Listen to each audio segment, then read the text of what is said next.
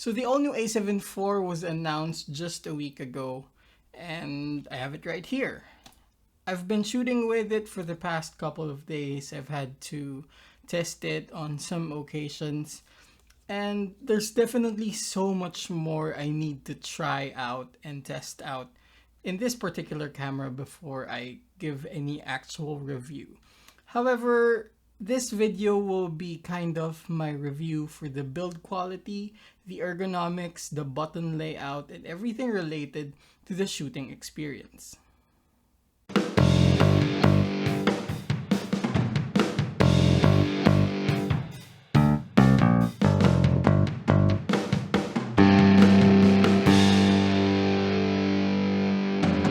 Now, Sony has definitely been up to so many things in terms of designing this camera.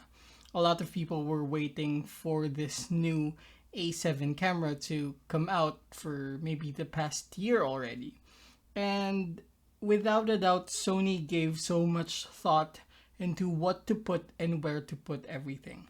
And really, this review or this guide will give us a bit of a backgrounder on what improvements they made in making sure that you have a better shooting experience, whether it be for photos or videos. So here's the new Sony A7 IV, and there's really a lot to talk about just the build and the quality of this camera, because there are quite a few things to take note of in terms of the buttons, the dials, and also the physical features of this camera.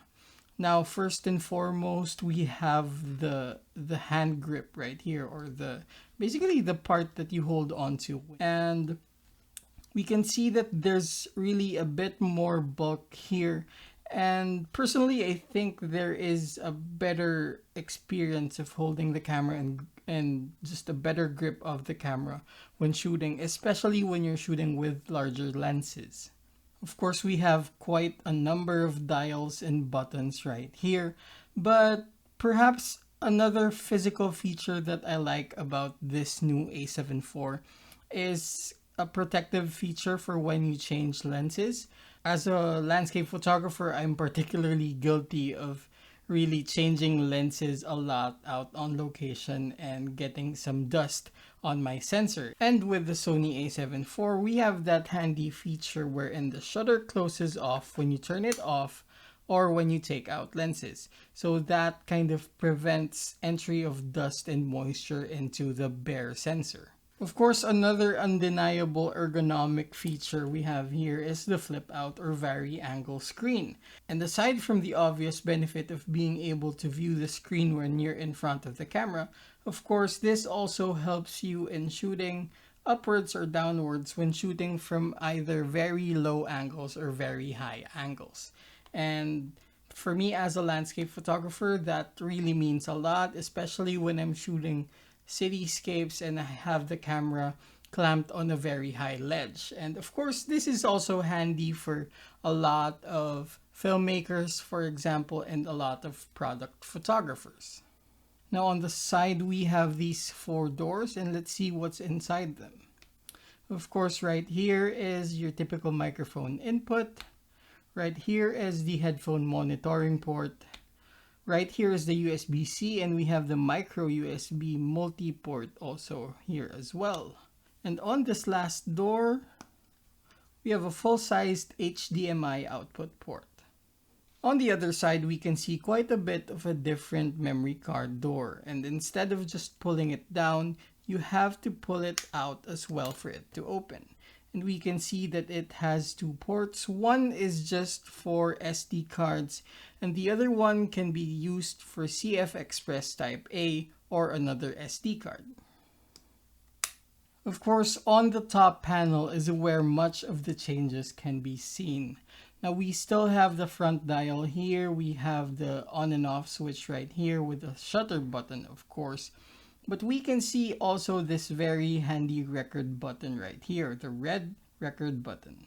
The second custom button is still placed here, but of course the first custom button was removed from over here and moved all the way here to the thumb area. We also still have that other thumb dial right here, which is of course similarly customizable as the one on your pointer finger. Of course, another big change that we can see is that instead of having a regular EV dial, we have another customizable dial here, as well as a lock. Now, perhaps the most significant ergonomic change that we can see on the top panel is the disappearance of the video mode here on this dial. And that was then replaced by another kind of mini dial and button here on the lower part of that dial. So there's a small release button here and you press it to be able to switch modes.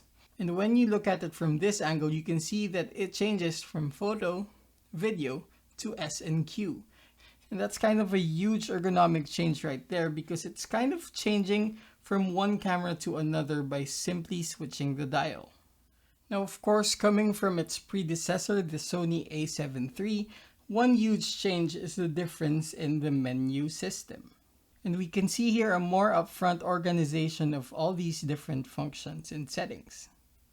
From video quality, photo quality, exposure, focusing, playback, connections, and of course the other custom functions. And as you can see, when we switch modes, the menu system also changes to the settings relevant to that particular mode. Now, of course, the most significant implication of all these ergonomic changes is the customization of all the dials. I personally love the fact that we can customize all these dials and buttons to have a more straightforward working process whenever we're using the camera. For example, I'm using the front dial for shutter speed, I'm using the rear dial for aperture, and I'm using the third dial, which is the new one, to control my Kelvin temperature whenever I'm using the Kelvin white balance setting. And of course, I'm using the thumb wheel right here to be able to control my AF points. Of course, if you're using a G Master lens, there's another extra customizable button right here. Now, of course, C2 is still something you can customize, but also the record button can also be changed if you don't want to be using it for that. On top of everything, of course, all these buttons, including the 4 buttons of the wheel, can be customized for your different settings.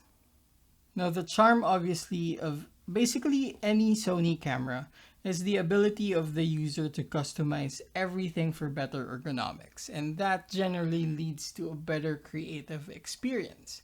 And a lot of the new changes in the Sony A7 IV are really geared towards that. It's not just giving us better specs in general. Of course, this comes with a 33 megapixel sensor, dynamic range of 15 plus, and a whole lot of new video features as well.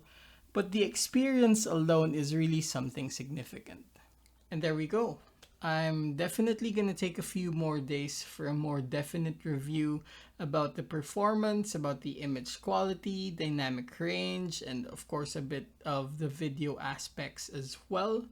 But I hope this video kind of gave you a bit of a preview in terms of the experience that you would have in shooting with the all-new Sony A7 IV. And if you have any questions, don't forget to leave them down below in the comments, and don't forget to subscribe to this channel if you haven't. Thank you for watching.